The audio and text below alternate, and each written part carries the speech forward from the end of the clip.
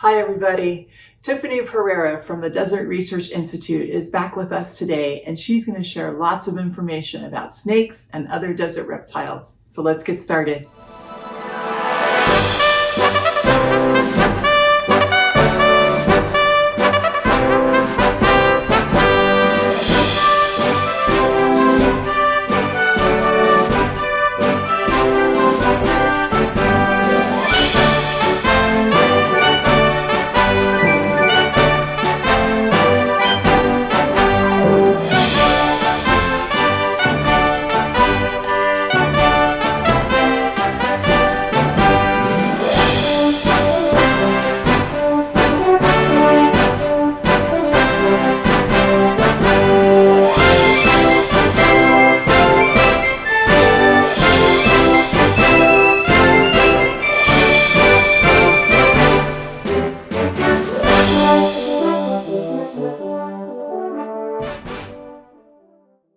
Hey everybody, thanks for joining us today. I'm Robin with the University Libraries at the University of Nevada, Reno, and we're so happy you're here with us today to learn from George and Josephine's adventures.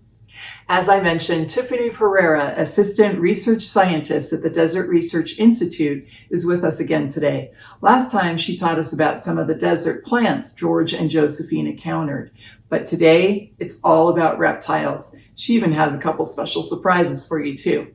Before we meet up with Tiffany, let's check out where George and Josephine are today.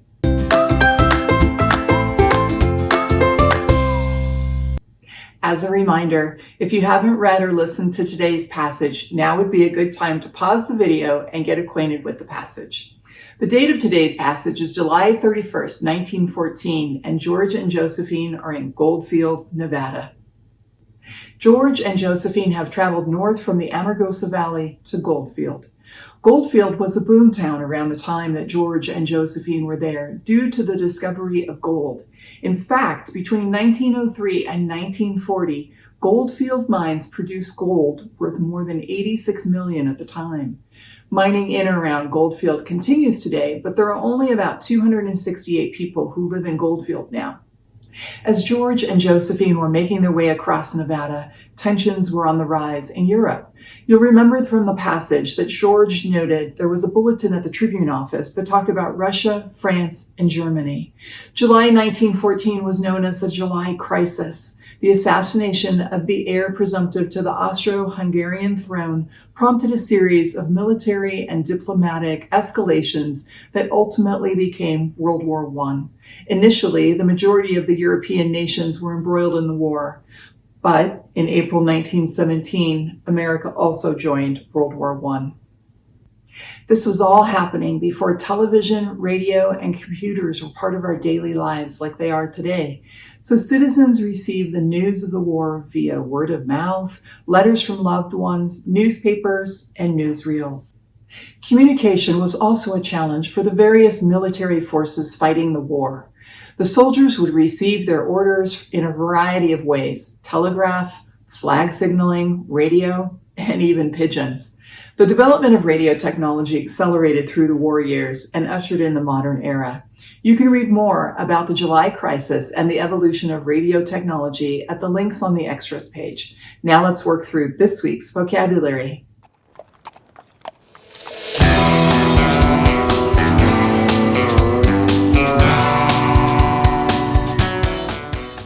Our first word this week is brew. Brew is a verb and means to be in the process of forming. Our next word this week is postmaster. Postmaster is a noun and means a person in charge of a post office. Next up this week is bulletin. Bulletin is a noun and means a short official statement or broadcast summary of news. Our next word this week is withdraw. Withdraw is a verb and means to leave or cause to leave a place or situation. Our next word this week is army. Army is a noun and means an organized military force equipped for fighting on land. Next up this week, frontier. Frontier is a noun and means the extreme limit of settled land beyond which lies wilderness. Next up, neutral. Neutral is an adjective and means not helping or supporting either side in a conflict or disagreement. Our next word this week is route. Route is a noun. It means a way or course taken in getting from a starting point to a destination. Our final word this week is stock exchange. Stock exchange is a noun. It means a market in which securities are bought and sold. Great job on the vocabulary. Now, the moment you've been waiting for. Let's catch up with Tiffany Pereira as she teaches us about desert reptiles and even what to do in the unlikely event that you get bitten by a snake. Let's go.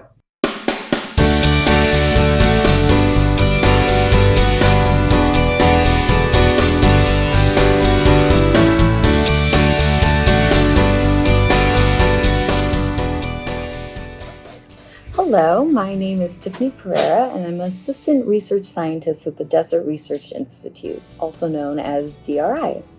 Now, our institution focuses on interdisciplinary research on our vital natural resources such as air, water, soil, and ecosystems. And we conduct this research here in Nevada, around the US, but also around the entire world. Now, I focus on my work on the animals and plants of our desert systems here in the Southwest, and on their grand journey across Nevada over 100 years ago. George and Josephine would have seen many of the wildlife species that I work on today that we still have around the state. Now, I'll start with the mammal species. George and Josephine specifically mentioned using burros to carry their supplies on their long journey, which would have made life a lot easier for them. In many areas of the state, you can still see larger groups of burros roaming around in the wild, especially in Beatty, Nevada. Now, while burro species aren't native to this area, they've been introduced so long ago that they've actually become naturalized and call this landscape their home. The same goes for the wild horses that George and Josephine saw on their journey. They noted how beautiful it was to see them in large groups, or even with their babies out in the grasslands of the middle part of the state. And it is still beautiful to see them today. Now, other mammals mentioned are jackrabbits, which use their long ears to thermoregulate their body in the summer heat, but would also have been an important food source for George and Josephine when they were hunting. They also mentioned specifically seeing coyotes. Now, coyotes are very intelligent, they're very wily, and they have learned how to take advantage of our human environments. And so when you can see them out in the desert on a hike, you can also see them in your neighborhoods, especially if you live on that wildland-urban interface where your backyard is the desert.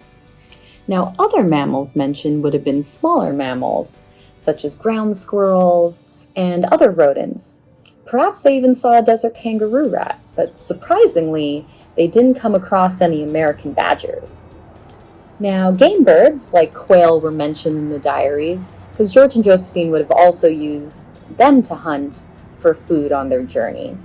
But they also mentioned native species, or other native species like meadowlarks and mockingbirds that you can still see today. Now, while they never mentioned any specific amphibian species, we know that George and Josephine would have stopped along springs and other wetland areas to set up camp for the night or for several days. So in any of these wetland or spring areas, they would have had frog and toad species, many of which you can still see today. Unfortunately, because of habitat destruction and disease, several of our frog and toad species are actually threatened and state protected. My personal favorite is the relic leopard frog, which the Springs Preserve here in the Las Vegas Valley has actually successfully reintroduced into the environment that George and Josephine would have seen them in many, many years ago. Now, when it comes to reptiles, George and Josephine mentioned seeing an abundance of lizards, including horned lizards, which are one of my favorite lizard species, but perhaps they also saw zebra tails, side-blotched lizards, or even a desert iguana. Surprisingly, George and Josephine did not see, or maybe they just didn't write about it, but they didn't mention seeing a desert tortoise. But I have a special treat for you.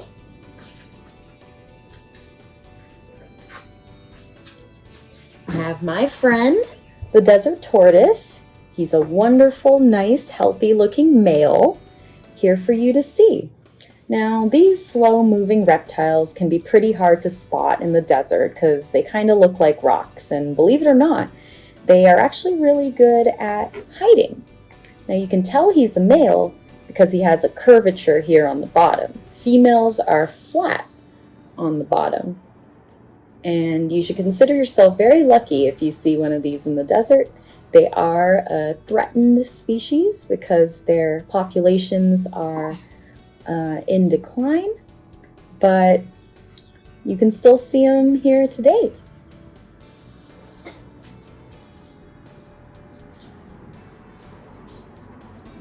Now, I wouldn't be able to talk about reptiles if I didn't mention snakes.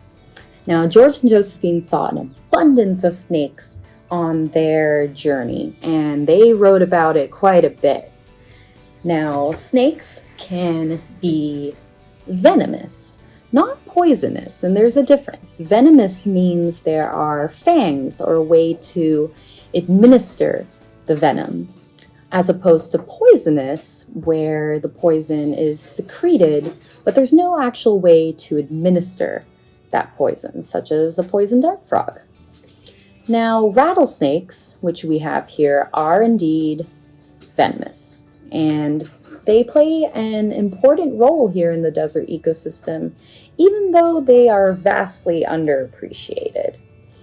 Now, they control rodent populations and control small mammal populations, but they really don't pose a substantial threat to humans unless they are harassed or threatened. And there actually are snakes that have evolved to be able to eat rattlesnakes. One of those snake species is the California king snake. This is Kirk. He is an albino California king snake, so you really wouldn't see one exactly like him in the wild, but the normal coloration is the black and white striping. He's a little anxious because he's in a smaller tank than he's used to, but these guys actually have the ability to kill and eat rattlesnakes, and the venom does not affect them.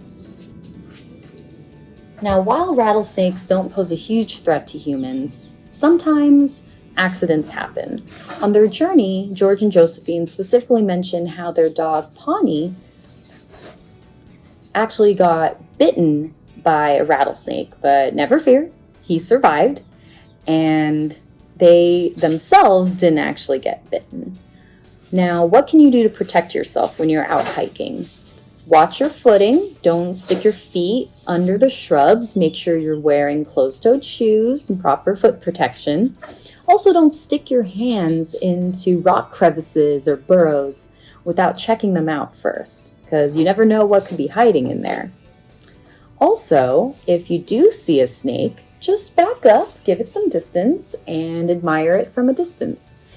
If you try to capture a rattlesnake, or worse, if you try to kill it, it actually is increasing your chance of being bitten exponentially. Now, if an accident does happen and you or a friend is bitten, there are several things you should do. You should call emergency personnel immediately, stay calm, you should note the time of the bite, you should remove all jewelry, and you should clean and bandage the wound. What you shouldn't do is use ice or a tourniquet. Don't try and suck the blood out or the venom out, that does not work. Don't try and cut the wound, also doesn't work, and do not try and capture the snake. Just make sure you get to a hospital quickly and you'll be good.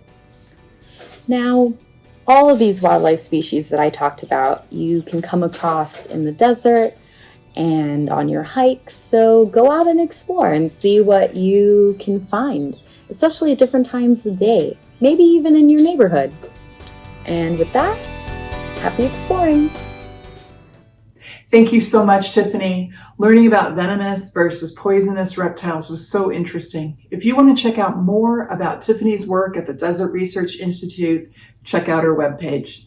That's it for this week. Remember, you can find the complete diaries, the worksheets, extras, and podcasts on the University Libraries and Washoe County Library's 1,000 Miles project pages. Next week will be our final episode of George and Josephine's 1,000 Miles of Desert and Mountains. Join us when they'll be trying to convince Jack, Tucson, Chino, and Cyclone to cross the Walker River. We'll see you then.